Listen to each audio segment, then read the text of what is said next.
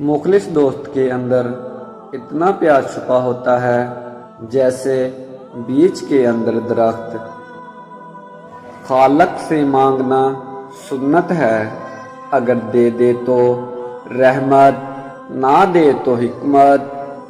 مخلوق سے مانگنا ذلت ہے، اگر دے دے تو احسان، نہ دے تو شرمندگی۔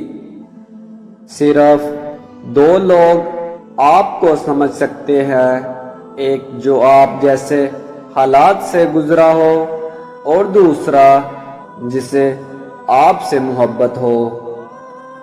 جو شخص نیکی کا طلبگار ہو وہ آخر ایک دن اسے پا لیتا ہے، اور جو شر پر غالب آ جائے وہ فتح مند اور کامیاب ہو جاتا ہے۔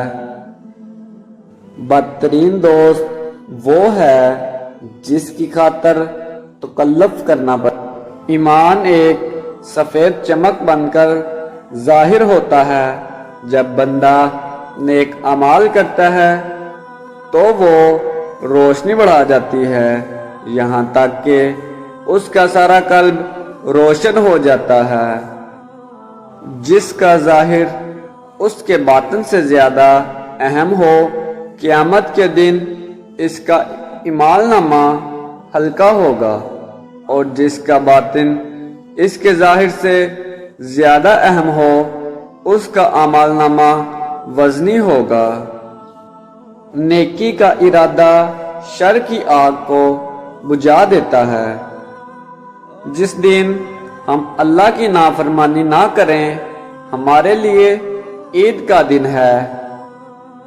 جس شخص کی امیدیں لمبی اور دراز ہوتی ہیں اس کے اعمال برے اور خراب ہوتے ہیں۔ میں نے رب کو اپنے ارادوں کے ٹوٹنے سے پہچانا۔ صاحب عزت وہ شخص ہے جو اطاعت الہی کے زیور سے آراستہ ہو۔ جو شخص اپنے نفس کی حقیقت سے ناواقف رہتا ہے وہ اپنی اصلاح سے بے نیاز رہتا ہے۔ بزدلی ایک آفت ہے، پشت ہمتی کم عقلی ہے۔ تمام مومنوں میں سب سے بہتر ایمان والا وہ ہے جس کا لین دین، غصہ، خوشنودی سب کچھ اللہ تعالیٰ کے لیے ہو۔ مومن کی غیرت صرف اللہ تعالیٰ کی خوشنودی کے لیے ہوتی ہے۔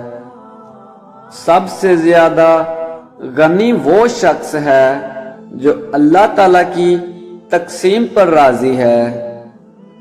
جب تک تو برائی سے بیزار نہیں ہو جائے تب تک نیکی کو کبھی حاصل نہیں کر سکتا۔